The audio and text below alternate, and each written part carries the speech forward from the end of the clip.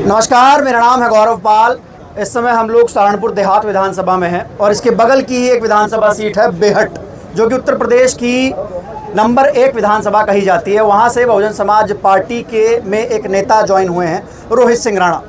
लगातार कई दिनों से खबरें बनी हुई थी, ये लखनऊ गए, बहन जी से मिले, उनका आशीर्वाद लिया। रोहित जी, आपका बहुत बहुत स्वागत है। सबसे पहले आपका भी बहुत बहुत धन्यवाद कि आपने संघर्ष को आवाज देने का काम करा। बहुत शुक्रिया, ये हमारा काम है।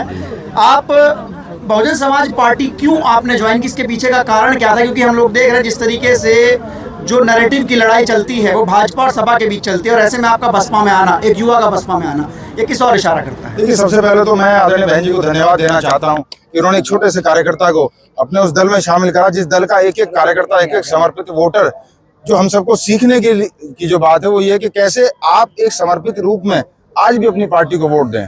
तो मुझे ऐसा लगता है किसी पार्टी के पास इतना समर्पित वोटर नहीं जितना आज भी बहुजन समाज पार्टी के पास है, जो बहन जी के पास है।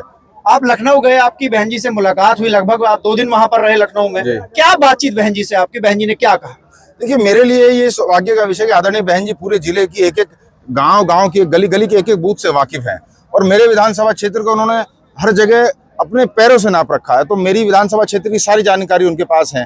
तो मेरी बहुत लंबी चर्चा आदरणीय बहन जी से हुई। आदरणीय बहन जी ने मुझे आशीर्वाद दिया। मुझे ऐसा लगता है कि ये मेरे लिए सौभाग्य का विषय है, क्योंकि जिस समय मुझे एक ऐसे साथी की आवश्यकता थी जो मेरा हाथ पकड़ के मुझे आगे नैया पार लगाने का काम करे, तो आदरणीय बहन जी से बेहतर मुझे लगता है इस हिंदुस्तान में कोई ऐसा नेता नहीं, इतना बड़ा लीडर कोई हिंदुस्तान में नहीं है जिसका आज भी इतना समर्पित वोटर है। आप ठाकुर कम्युनिटी से आते हैं। उत्तर प्रदेश के जो मुख्यमंत्री योगी आदित्यनाथ वो भी ठाकुर हैं, और एक तरीके से देखा जाए जो सवर्ण वोटर है, ठाकुर प्लस ब्राह्मण जो है, उसका रुझान बीजेपी की ओर देखा जाता है। तो आपका रुझान बसपा की ओर क्यों आ रहा है? आपको इतना भरोसा क्यों है कि आप इस सीट से चुनाव जीत जाएंगे? क्योंकि उत्तर प्रदेश में ठाकुरों के कई बड़े नेता मौजूद हैं। देखिए, मैं आपको एक बात बताऊं, ये सबसे बड़ा दुर्भाग्य है कि आजकल चाहे वो कोई पत्रकार बंधु या राजनीतिक दल हो, वो जातियों पे फोकस करने लगे।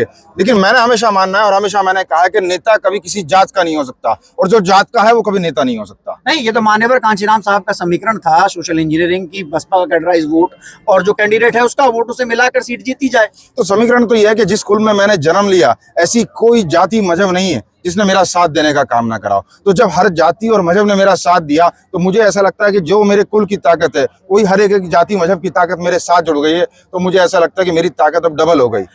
बीजेपी की सरकार इस समय प्रदेश में चल रही है, आप बेहट विधानसभा से आते हैं, नंबर 1 विधानसभा है।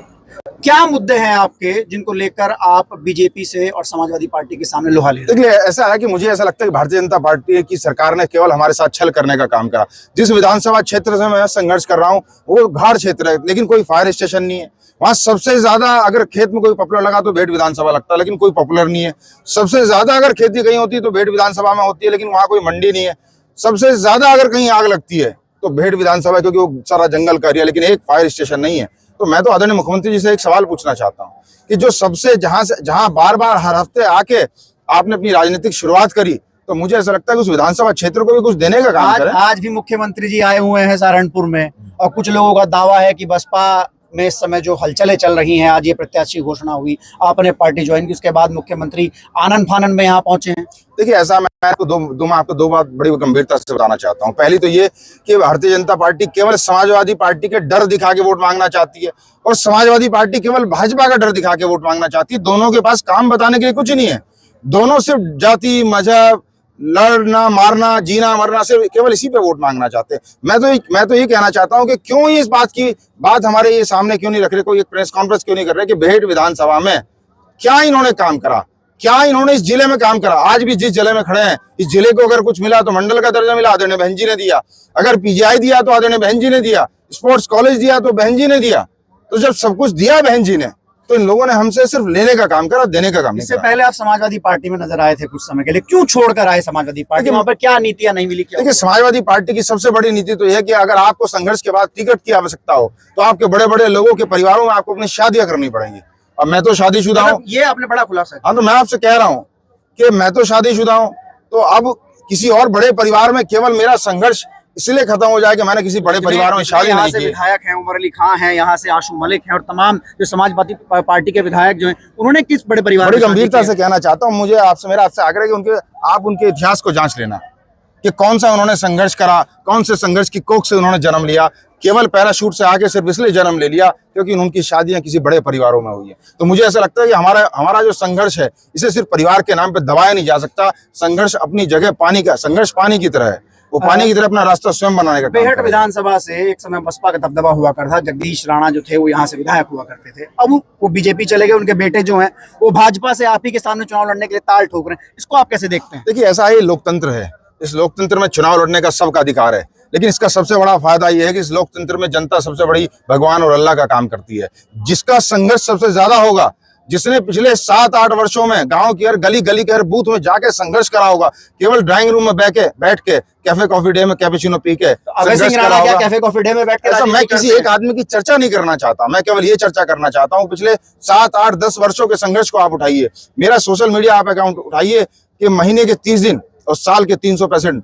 मैं आपको जिम्मेदारी के साथ ही कहना चाहता हूं कि हर एक साल मैंने जमीन पर रह के अपना संघर्ष करा। मेरे विधानसभा क्षेत्र का कोई कब्रिस्तान और कोई शमशान घाट ऐसा नहीं जहां मैं नहीं गया, और आप किसी और नेता को और कब्रिस्तान और शमशान में ले जाओगे तो जिम्मेदारी के साथ आपको कहना चाहता हूं वो गांव के किसी आदमी को पकड़ेंगे और फिर कहने साहब हमें गांव के कब्रिस्तान में शमशान में ले जाओ। जगदीश राणा जो है वो बड़े नेता बताए जाते हैं, उनका एक पॉलिटिकल बैकग्राउंड है, बसपा में भी रहे, बसपा ने उनको नेता बनाया, बाद में भाजपा में चले। किस तरीके से चुनौती आप उनको पेश करेंगे, क्योंकि आप उन्हीं की जाति से आते हैं? देखिए, ऐसा मैं बार बार आपसे अनुरोध कर रहा हूं कि नेता कभी किसी एक जाति का हो ही नहीं सकता। नेता वो है जो सब जातियों को साथ लेके, और मेरे पिताजी ने जाति की पॉलिटिक्स मैं आपको बता रहा हूँ, मेरे आदरणीय बाबूजी ने हमेशा मुझसे कहा कि जो आपकी हवेली में आ गया, जो आपके घर में आ गया, वो आपका है, उसका कोई जाति मजहब नहीं। इसी परंपरा को मैंने पिछले 7-8 वर्षों में निभाने का काम करा। कभी नेता एक जाति का हो ही नहीं सकता। और जिस दल ने सांसद बनाया, जिस दल ने विधायक बना, मेरा ये सौभाग्य है कि उस दल में अगर मैं शामिल हुआ तो इसका मतलब मेरा भी आने वाला वक्त अच्छा है, और आने वाले समय में मुझे भी सदन सवाल रहेगा मेरा आपसे कि हम लोग देखते हैं कि चुनाव आता है, बीजेपी और सपा के बीच सांप्रदायिक सियासत हो जाती है। 80 बनाम 20 की बात करते हैं योगी जी। जो 20% वोटर है वो मुस्लिम वोटर सपा की ओर चला जाता है, 80% वोटर जो है एकजुट होकर हिंदुओं की ओर चला जाता है, मतलब भाजपा की ओर चला जाता है। इस स्थिति को आप कैसे टैकल करेंगे, क्योंकि बीजेपी लगातार पिछले 12 साल से प्रदेश और देश में सांप्रदायिकता की सियासत कर रही है? देखिए, ये सवाल आपने बहुत अच्छा करा। आपने खुद स्वयं कहा कि दोनों पार्टियां सांप्रदायिकता के नाम पे वोट मांगने का काम करती है। यही हमारा सवाल है कि दोनों लोग सेवक केवल जाति मजहब और लड़ने और मारने के का नाम पे वोट मांगना चाहती। कोई एक भी काम अगर वो बता दें कि हमारे जिले सहारनपुर के आज पीजीआई, जो आदरणीय बहन जी ने जो काशीराम साहब के नाम से जो पीजीआई बनाया था, आज हालात ये हैं कि उसकी एक्सरे मशीन नहीं चल रही, उसकी एमआरआई मशीन नहीं चल रही, वहां कोई डॉक्टर नहीं है। तो आदरणीय बहन जी ने जो हमें दिया था, इन दोनों सरकारों ने वो हमसे छीनने का काम करा। तो ये किस नाम पे वोट मांगने का काम करा? अभी हाल ही में बीकापुर में एक बड़ी ज्वाइनिंग हुई। बसपा के पूर्व विधायक जितेंद्र सिंह बबलू वापस बसपा में आ गए। वो ठाकुर समाज से आते हैं, उमाशंकर सिंह बसपा में है। मैं देख रहा हूँ कि सवर्ण समाज जो है वो फिर पहुंच रहा है। तो आपको क्या लगता है कि जितेंद्र सिंह बबलू की वापसी और पुराने नेताओं का आना बसपा को और मजबूत करेगा? देखिए, हर चुनाव का एक माहौल होता है, और इस बार का जो माहौल है वो आदरणीय बहन जी की तरफ है। तो आप मेरी बात ये याद रखना, जैसे जैसे 2027 नजदीक आने का काम करेगा, एक एक नेता, एक एक लीडर और बहुत सारे सांसद, बहुत सारे विधायक इसी दल में आके इसे सींचने का काम करेंगे। मेरी आप ये बात। अम्बेडकर नगर में ब्राह्मणों ने शंख बजाया बसपा के मंच पर और संकल्प लिया कि भाजपा को खत्म कर देंगे।